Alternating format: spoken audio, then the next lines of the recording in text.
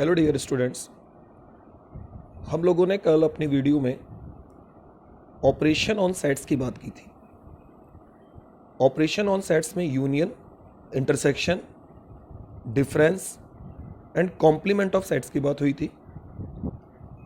यहाँ पर हम आपको इन चारों ऑपरेशंस को सेट के अंदर एक डायग्राम की हेल्प से हम इसको एक्सप्लेन कर सकते हैं। The name of the diagrams और we can say that the graphical representation of sets is known as Venn diagram. यानी कि हम सेट्स को अगर डायग्राम से रिप्रेजेंट करना चाहते हैं तो उसे वेन डायग्राम कहा जाता है। हल्का सा हमने कल भी डिस्कशन किया था। यहाँ पर अगर आप देखें तो हमने एक रेक्टेंगल बनाया हुआ है and this rectangle represents universal set, यानी कि कुछ भी इसके बाहर नहीं होगा। जो भी कुछ आएगा वो सारा का सारा इसी रेक्टेंगल के अंदर आएगा। And the circle represent sets, और जो आपके सर्कल्स बनाए हुए हैं वो सेट्स को रिप्रेजेंट करेंगे। तो सेट्स यहाँ पर 2 भी हो सकते हैं, 3 भी हो सकते हैं, 1 भी हो सकता है। तो अभी हमें यूनियन को रिप्रेजेंट करना है with the help of Venn diagram. यहाँ पर हमने सेट ए लिया और सेट बी लिया। एक तरीका होता है बनाने का कि दोनों आपस में कट करते हुए रहें।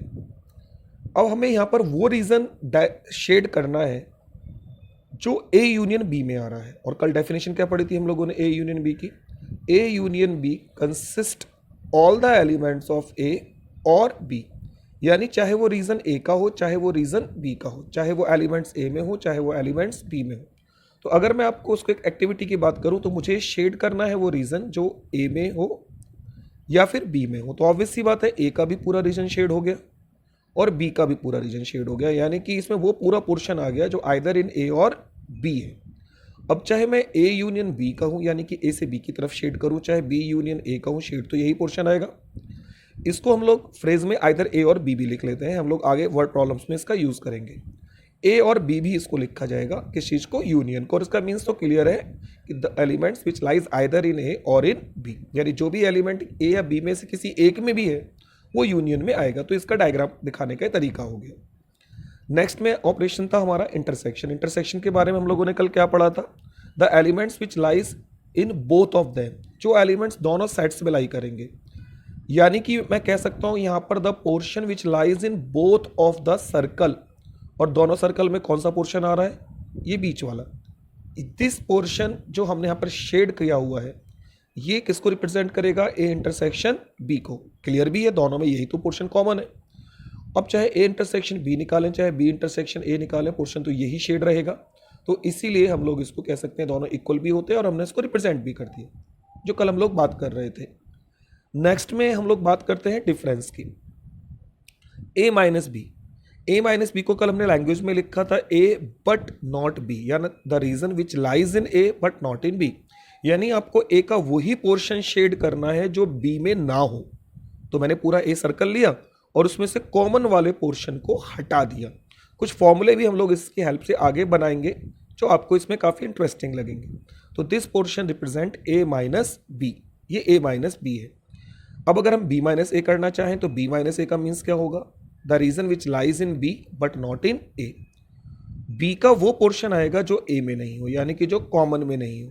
तो क्लियरली अगर आप देखें तो यहाँ पर क्या बनकर आया? आपका ये पोर्शन है और दोनों का जो डायग्राम है वो डिफरेंट है। तो इसलिए हम लोग कह सकते हैं कि A minus B is not equals to B minus A, ये दोनों इक्वल नहीं होते। This law is known as commutative law. तो हम लोग बोल सकते हैं कि union of two set is commutative, intersection of two set is also commutative, difference of two set is not commutative, ये कम्यूटेटिव नहीं होगा। अब हम लोग कुछ और इंटरेस्टिंग चीज़ की बात करते हैं। किस चीज़ की? A complement. अगर मुझे यहाँ पर ए कॉम्प्लीमेंट दिखाना है, यहाँ पर आप सिंगल सेट भी ले सकते हैं, डबल सेट भी ले सकते हैं। तो ए कॉम्प्लीमेंट का मीन्स क्या होगा? The region which not lies in A, जो रीजन ए में ना हो, यानी कि ए के अलावा। तो यहाँ पर हमने क्या पोर्शन लिया है?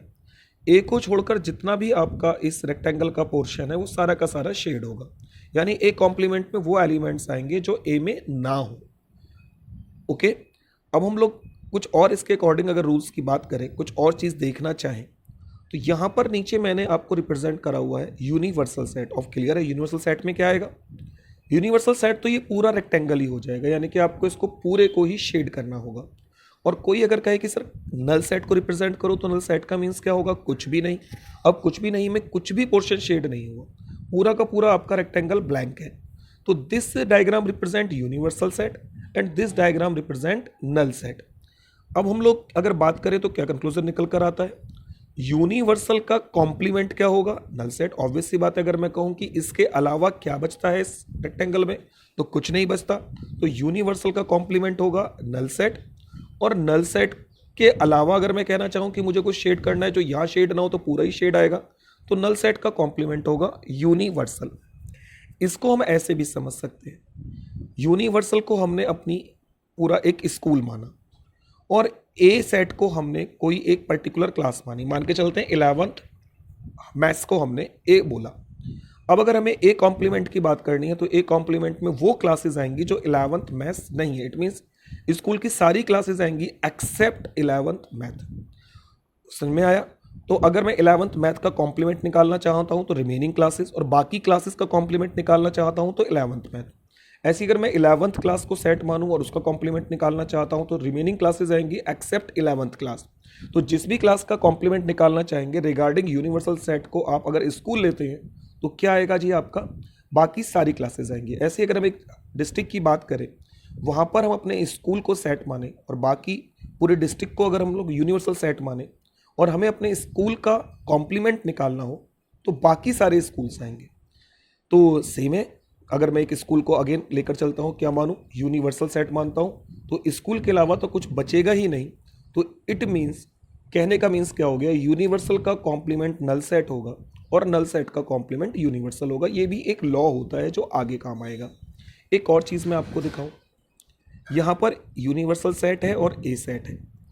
हमने यूनिवर्सल सेट ए सेट को हमने शेड करा। यहाँ पर मेरा ये ए शेड हो गया। अब अगर मुझे एक कॉम्प्लीमेंट को शेड करना हो तो कौन सा पोर्शन आएगा? जो पोर्शन इस डायग्राम में शेड नहीं है। कौन सा पोर्शन शेड नहीं है? ये बाहर वाला। ये देखिए जी, ये बाहर वाला शेड होकर आ गया। अब अगर इन दोनों से हम कुछ रूल्स बनाना चाहें, कुछ फॉर्मूले बनाना चाहें, आपको ये दोनों फिगर साफ साफ दिखाई दे रही हैं। पहला फॉर्मूला, अगर हम ए यूनियन ए कॉम्प्लीमेंट करना चाहते हैं, यानी कि मैं चाहता हूं कि मैं इस वाले रीजन को जो यहाँ शेड है और इस वाले रीजन को जो यहाँ शेड है, दोनों को मिलाना चाहता हूं, तो जैसे ही मैं दोनों को मिलाऊंगा, यानी कि मैं इस फिगर को इस फिगर के ऊपर रखूंगा, तो ये वाली शेप बन जाएगी। और ये वाली शेप क्या है? यूनिवर्सल। ये वाली शेप का मतलब पूरा रीजन शेड हो जाएगा। और तो इसका मतलब किसी भी सेट और उसके कॉम्प्लीमेंट का यूनियन हमेशा किसके इक्वल होगा? यूनिवर्सल के इक्वल होगा। ये एक आपका रूल आ गया। अगर हम इंटरसेक्शन की बात करें, इंटरसेक्शन का मतलब क्या होता है? इस डायग्राम में जो शेडेड पोर्शन है और इस डायग्राम में जो शेडेड पोर्शन है, मैं उन दोनों में कॉमन रीजन को शेड करना चाहता हूं। बट हम गौर से देखें तो जो पोर्शन इस डायग्राम में शेडेड है वो यहाँ अनशेडेड है, और जो यहाँ शेडेड है वो यहाँ अनशेडेड है। यानी दोनों शेडेड में कुछ भी कॉमन नहीं है। और जब कुछ कॉमन नहीं है तो it means A intersection A complement किसके इक्वल आएगा? नल सेट के इक्वल। तो कहने का मतलब है किसी सेट का और उसके कॉम्प्लीमेंट का अगर यूनियन लेते हैं तो यूनिवर्सल आएगा, और अगर उसका इंटरसेक्शन लेते हैं तो नल सेट। तो यहाँ भी अगेन आपकी क्लास वाला कॉन्सेप्ट काम आ सकता है। अगर आपकी क्लास और बाकी सारी क्लासेस का यूनियन करते हैं तो पूरा स्कूल बनेगा, और अगर आपकी क्लास और बाकी क्लासेस में कोई कॉमन नेम देखना चाहते हैं तो कुछ भी ऐसा नहीं मिलेगा, तो वो नल सेट आएगा।